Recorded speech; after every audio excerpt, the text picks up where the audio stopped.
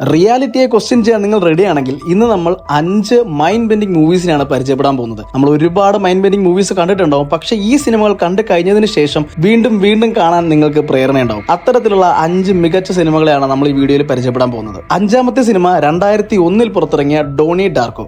ഒരു teenage boy, ഒരു plain engine and ഒരു ക്രീപ്പി ബണ്ണി സൂട്ടിലുള്ള ഒരു മാൻ. എന്തായിരിക്കും അവിടെ സംഭവിക്കാൻ പോവുക? നമ്മൾ വിചാരിക്കുന്നതിനും അപ്പുറമാണ്. ഒരു കൾട്ട് ക്ലാസിക് ടൈം ട്രാവൽ സിനിമയാണ് ഡോണി ഡാർക്കോ. ടൈം ട്രാവൽ മാത്രമല്ല, ആൾട്ടർനേറ്റീവ് റിയാലിറ്റിയും മെന്റൽ ഇൽനെസ്സും അങ്ങനെ ഒരുപാട് കോംപ്ലിക്കേറ്റഡ് സബ്ജക്റ്റുകൾ പറയുന്ന ഒരു അടിപൊളി സിനിമയാണ് ഡോണി ഡാർക്കോ. ഈ സിനിമ കണ്ടു കഴിഞ്ഞതിന് ശേഷം ഇതിന്റെ എക്സ്പ്ലനേഷൻ നമ്മൾ കാണേണ്ടി വരും, ഇതെന്താണെന്ന് മനസ്സിലാക്കാൻ വേണ്ടിയിട്ട്. അല്ലെങ്കിൽ വീണ്ടും വീണ്ടും ഈ സിനിമ നമ്മൾ കാണേണ്ടി വരും. 4ാമത്തെ സിനിമ 2013 പുറത്തിറങ്ങിയ എനിമി.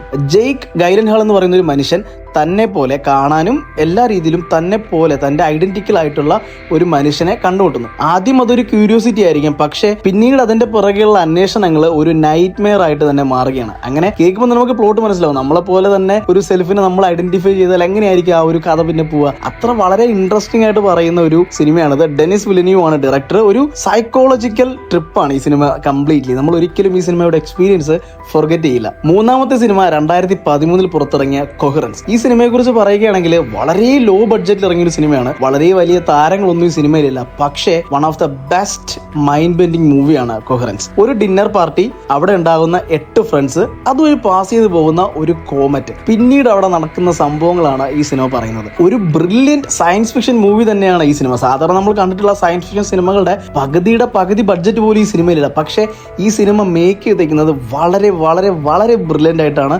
ഒരുപാട് സ്പെഷ്യൽ എഫക്ട്സുകളോ വലിയ ബഡ്ജറ്റുകളോ ഒന്നും ഒരു സൈഫൈ എക്സ്പീരിയൻസ് നമുക്ക് തരാൻ ആവശ്യമില്ല എന്ന് തെളിയിച്ചൊരു സിനിമയാണ് കൊഹറൻസ്. 2ാമത്തെ സിനിമ 2014 പുറത്തിറങ്ങിയ പ്രിഡസ്റ്റിനേഷൻ. ഈ സിനിമ കണ്ടു കഴിഞ്ഞതിന് ശേഷം സത്യം പറഞ്ഞാൽ എനിക്കൊന്നും മനസ്സിലായില്ല. പിന്നെ 2-3 എക്സ്പ്ലനേഷൻ വീഡിയോസും ഈ സിനിമ വീണ്ടും ഒന്നുകൂടെ കണ്ടപ്പോഴാണ് ഇതിന്റെ ആ ഒരു പ്ലോട്ടും സംഭവമൊക്കെ എന്താണെന്ന് മനസ്സിലായത്. എന്ന് പറഞ്ഞാൽ ഈ സിനിമ വളരെ കോംപ്ലിക്കേറ്റഡ് ആണ്. ഒരുപാട് ക്യാരക്ടേഴ്സ് വന്നു പോകും. ഈ ക്യാരക്ടേഴ്സിന്റെയൊക്കെ പിന്നിലൊരു മിസ്റ്ററി ഉണ്ട്. അത് ഏറ്റവും അവസാനം റിവീൽ ചെയ്യുമ്പോൾ നമ്മൾ ഭയങ്കരമായിട്ട് അങ്ങ് ഷോക്കായി പോകും. പക്ഷെ അതെങ്ങനെയാണെന്നുള്ളത് നമുക്ക് ഒരു കൺഫ്യൂഷൻ ആയിട്ട് നിൽക്കും. അങ്ങനെ വളരെ ബ്രില്യൻ്റ് ആയിട്ട് കഥ പറയുന്ന ഒരു സിനിമയാണ്. ഇതുപോലൊരു സിനിമ നിങ്ങൾ നിങ്ങളുടെ ലൈഫിൽ കണ്ടിട്ടുണ്ടായിരിക്കത്തില്ല. ടൈം ട്രാവലിന്റെ എല്ലാവിധ പോസിബിലിറ്റീസും എക്സ്പ്ലോർ ചെയ്തിട്ടുള്ളൊരു സിനിമയാണിത്. 1ാമത്തെ സിനിമ 2004 പുറത്തിറങ്ങിയ പ്രൈമർ.